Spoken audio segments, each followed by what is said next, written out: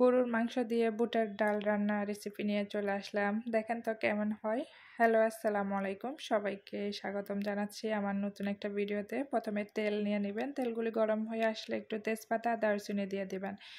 এরপরে এর মধ্যে এখানে একটু পেঁয়াজ, পরিমাণ মতো পেঁয়াজ অ্যাড করে দিবেন। পেঁয়াজগুলো একটু ব্রাউন কালার হয়ে আসলে এখানে রসুন অ্যাড করবেন। পরবর্তীতে রসুনের সাথে কিছু আদা দিয়ে দিবেন। আদাগুলি দেওয়ার পরে একটু নেড়ে চেড়ে এখানে আপনাদের কিছু সময় একটু নাড়াচাড়া করে নেবেন যেন পেঁয়াজগুলি ভাজা হয়ে যায়। এরপরে আপনারা এখানে হলুদ অ্যাড করে দিবেন। হলুদ অ্যাড করার পর পরিমাণ মতো আপনারা গুঁড়া মরিচ দিয়ে দিবেন। আপনারা যেমন ঝাল পছন্দ করেন তেমন দিয়ে দিবেন। এর পরবর্তীতে আমি এখানে মশলা ব্যবহার করছি, এটা আমার বানানো মশলা। আমি সবগুলি মশলাকে একসাথে ব্লেন্ডারে ব্লেন্ড করে তারপরে আমি মাংসের মাঝে ইউজ করি। এরপরে আমি বাজারে যে মশলাটা পাওয়া যায় মাংসের মশলা, সেটা একটু দিয়েছি। আপনারা আপনাদের স্বাদ মতো আপনারা যে মশলাটা পছন্দ করেন সেটা দিতে পারেন, তাহলে আপনাদের স্বাদ অনুযায়ী মশলা ব্যবহার করবেন। মশলাগুলি ভালোভাবে আমি নাড়িয়ে এর মাঝে আমি পানি দিয়ে দিয়েছি। পানিটাকে আমার ভালোভাবে কষাতে হবে। মশলাটা আপনি যত বেশি ভালোভাবে কষাবেন ততটা আপনার মাংসের রান্নাটা টেস্টটা অন্যরকম আসবে।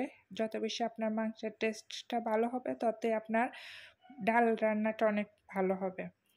এর পরবর্তীতে আমি এখানে কিছু লবণ অ্যাড করে দিলাম। আমার মশলাগুলি যেন ভালোভাবে কষা, দেখেন আমার মশলাটা ভালোভাবে কষানো হয়ে গেছে, অনেক সুন্দর একটা কালার আসছে। এর পরবর্তী আমি মাংসগুলি অ্যাড করে দিলাম।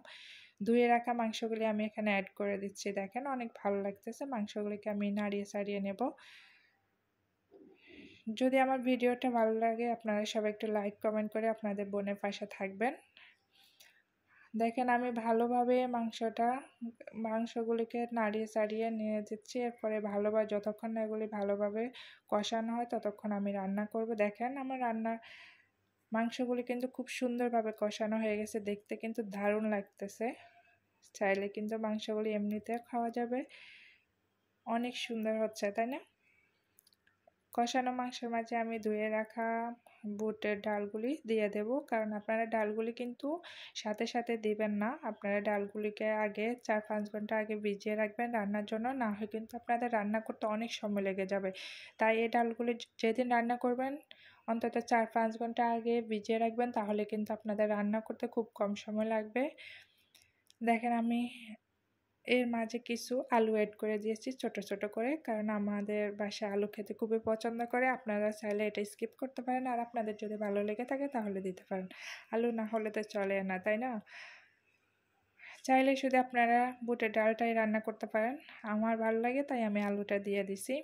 দেখেন এক পর্যায়ে আমার রান্নাটা অনেক সুন্দর হয়ে আসছে। রান্নাটা প্রায় হয়ে আসছে। আমি এখন এখানে কাঁচামরিচ অ্যাড করে দেব। আপনারা যতটুকু ঝাল খাবেন ঝালের পরিমাণটা তেমনই আপনাদের পরিমাণ মতো দিবেন। দেখেন কত সুন্দর হয়ে আসছে। মাংসগুলিতে কিন্তু ঝোলটা বেশি রাখবেন না, এরকম মাখা মাখা ঝোল রাখবেন, তাহলে কিন্তু ঝোলগুলি খেতে অনেক মজা লাগবে। আমি ভাতের সাথে খেয়েছি, দেখেন অনেক সুন্দর লাগতেছে না? আসসালামু আলাইকুম।